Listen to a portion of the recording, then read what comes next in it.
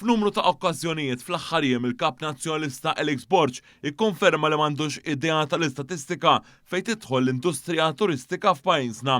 Dwar dan ilu jiżgarra sa mill-ewwel jiem li ħal-kariga u rrepeta l-iżball fl-aħħar attività politika tiegħu fal-qormi il-ħadd. Hawn Borg qal li din is-sena se jiġu inqas turisti mis-sena l-oħra waqt li s-sena d-dieħla l-ammont ta' turisti jiżdiedu b'aktar minn miljun. Jena billi joħroġ il-Ministru jgħid din is-sena ħajġu 3.4 miljun turisti. Sena d-dieħla ħajġu 4.7 miljuni turisti.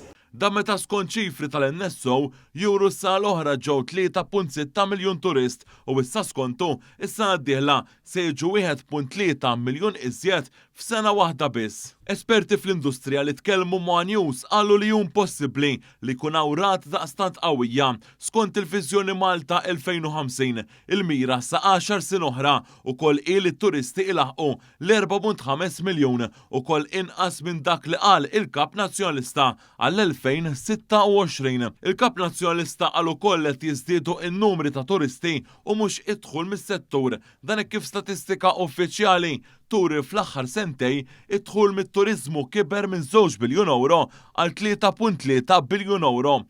Sa dan it-tant il-Kap Nazzjonalista żbalja wkoll dwar dak li ġara fil-Gżira Spanjola ta' Ibiza meta qal li xi bidla fl-istrateġija waslet biex it-turisti naqsu bin-nofs iżda idħul żdied bid-doppju.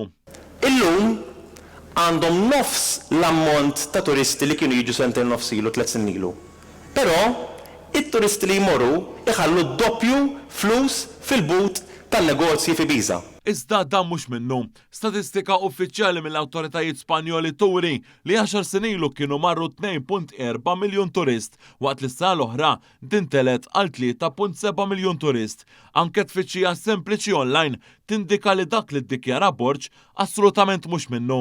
Bil-kontra dak li qal il-Kap Nazzjonalista mhux biss it-turisti żdiedu f'Ibiza, iżda dħul tan-negozji fiha żdied binqas minn 40% f'perjodu ta' 10 snin altru milli irdoppja f'perjodu sentej 3 kif qal Borg. Aktar mill mudell ta' turizmu sostenibbli kif ipprova ipinġiha l-kap tal-Oppożizzjoni, Ibiza hija magħrufa wkoll għall-ammonti kbar ta' turisti, tant li fis-sajf li għadda kien hemm ukoll protesti kbar mit-turisti. Dan fil-waqt li tant qolit il-ħajja li ħaddiema lokali qed jispiċċaw jgħixu fil-campers u l-caravans. Esperti fis-settur lokali għalhekk uraw tħassib serju fuq l-istrateġija tal-Kap Nazzjonalista li jikkopja dak li jiġri f'Ibiza.